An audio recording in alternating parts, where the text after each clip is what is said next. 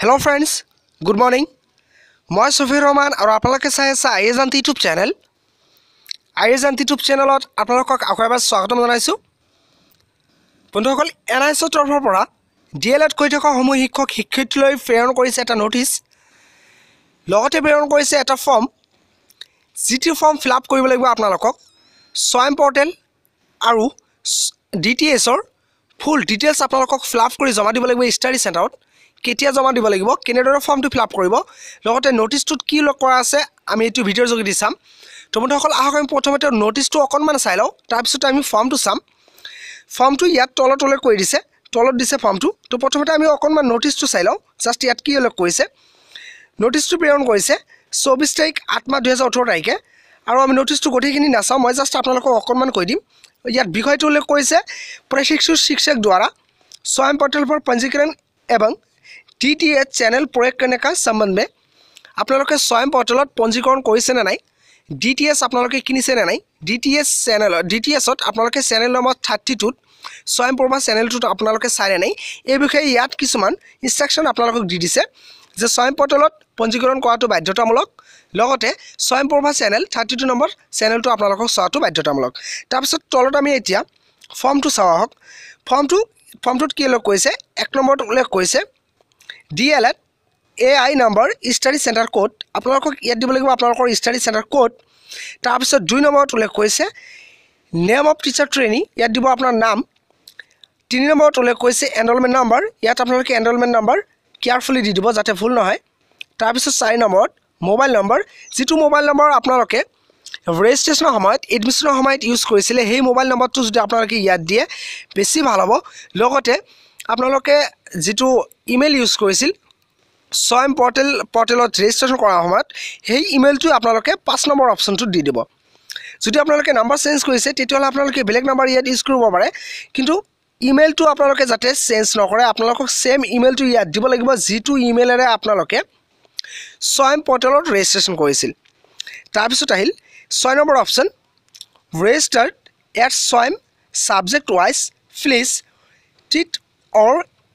Tit for yes cross for no', ইয়াত tick mark দিবলৈ গৈছে 501, 502, 503, 504, 505 এনেকৈ 10লৈকে। যদি আপোনালোকে যদি 501ত ৰেজিষ্টাৰ্ড কৰিছে স্বয়ং পৰ্টেলত তেতিয়াহ'লে 501তে টিট মাৰ্ক দিব। তো এতিয়ালৈকে আপোনালোকে 5টাতে টিট মাৰ্ক দিব পাৰিব, কোৰ্চ 501ৰ পৰা কোৰ্চ 505লৈকে, কাৰণ 510লৈকে এতিয়ালৈকে স্বয়ং পৰ্টেলত কোনো ধৰণৰ অপশ্যন অহা নাই। তো এতিয়া আপোনালোকৰ পিছত আপোনালোকে যেতিয়া এই অপশ্যনবোৰ পাব তেতিয়া আপোনালোকে এইবোৰ আকৌ যদি ফৰ্ম আহে আপোনালোকে ফিল আপ কৰি দিব পাৰিব। তো আপোনালোকে যিকেইটাত ৰেজিষ্টাৰ্ড কৰিছে এইকেইটাত জাষ্ট আপোনালোকে টিট মাৰ্ক দিলে হ'ল। এতিয়া আহিল 7 নম্বৰ অপশ্যন DTS ইনষ্টলড য়েছ ন', যদি আপুনি DTS কিনিছে DTS ইনষ্টল কৰিছে তেতিয়াহ'লে ইয়াত য়েছ লিখি দিব। যদি DTS ইনষ্টল কৰা নাই তেতিয়াহ'লে আপোনালোকে ইয়াত ন' লিখি দিব। আকৌ কিনা নাই আকৌ ইয়াত য়েছ নিদিব, কাৰণ এওঁলোকে গম পাব আপোনাৰ যেতিয়া DTS চিৰিয়েল নম্বৰ চেক কৰি চাব তেতিয়াই গম পাই যাব। তো আপোনালোকে যদি কিনিছে তেতিয়াহ'লে য়েছ দিয়ক, যদি কিনা নাই তেতিয়াহ'লে ন' দি দিব। তাৰপিছত আহিলে আপোনালোকৰ 8 নম্বৰ অপশ্যন চিৰিয়েল নম্বৰ অফ DTSৰ ছেটআপ বক্সৰ অপজিট ছাইডত তাত এটা কাৰ্ডৰ নিচিনা আপোনালোকে চাব পাৰিব, ষ্টিকাৰৰ নিচিনা তাত এটা বস্তু আছে। সেই ষ্টিকাৰত আপোনালোকে চাব পাৰিব তাতে এটা চিৰিয়েল নম্বৰ লিখা আছে, SL নম্বৰ লিখা আছে এনেকুৱা।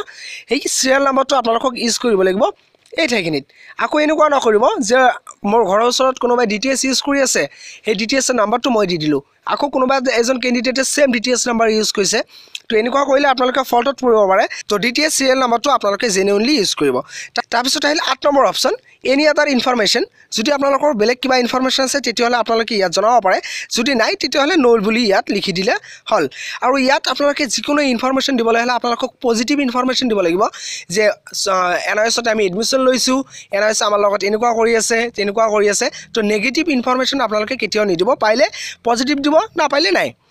তাৰপিছত ইয়াত তলতলৈ কৈছে must be submitted by each trainee teacher during second year PCB classes at each study center, failing which the certificate shall be written at NIOS headquarter. তো যদি আপোনালোকে ফৰ্মটো ফিল আপ কৰি ছেকেণ্ড ইয়াৰৰ PCB ক্লাছ চলি থকা সময়ত আপোনালোকক ফৰ্মটো fill up কৰিব লাগিব আৰু ষ্টাডি চেণ্টাৰত জমা দিব লাগিব। যদি আপোনালোকে জমা নিদিয়ে তেতিয়াহ'লে আপোনালোকৰ ৰিজাল্ট নাপাব। ইয়াত উল্লেখ কৰি দিছে আপোনালোকক চাৰ্টিফিকেট দিয়া নহ'ব। তো আপোনালোকৰ এইটো কম্পালচাৰী আপোনালোকক ফিল আপ কৰি ষ্টাডি চেণ্টাৰত জমা দিব লাগিব। আপোনালোকে বিস্তৃত জানিবলৈ আপোনালোকে ষ্টাডি চেণ্টাৰৰ কোঅৰ্ডিনেটৰৰ লগত কথা পাতি ল'ব পাৰে। তাৰপিছত আহিল signature of coordinator, signature of teacher training. ইয়াত নাম আৰু ডেট, নেম এণ্ড ডেট। যেতিয়া আপোনালোকে ফৰ্মটো ছাবমিট কৰিব তেতিয়াহে আপোনালোকে ইয়াত নাম আৰু ডেটবোৰ ইউজ কৰিব। তো বন্ধুসকল এইখিনি আছিল আজিৰ আমাৰ ভিডিঅ'টোৰ জানিবলগীয়া তথ্য। ভিডিঅ'টো ভাল লাগিলে প্লিজ লাইক, কমেণ্ট আৰু শ্বেয়াৰ কৰিব। লগতে যদি আপোনালোকে মোৰ চেনেলটোত নতুন তেতিয়াহ'লে প্লিজ মোৰ চেনেলটো ছাবস্ক্ৰাইব কৰি দিব আৰু সকলোৰে আগত ভিডিঅ' চাবলৈ কাষতে থকা বেল আইকনটো প্ৰেছ কৰিব যাতে নতুন নতুন ভিডিঅ'ৰ আপডেটবোৰ আপোনালোকে বিনামূলীয়াকৈ পাই থাকে। তো বন্ধুসকল এনেকুৱা ধৰণৰ হেল্পফুল ভিডিঅ'ৰ সৈতে আপোনালোকৰ লগত পুনৰ লগ পোৱাৰ আশাৰে ইয়াতে বিদায় লৈছোঁ। Bye bye.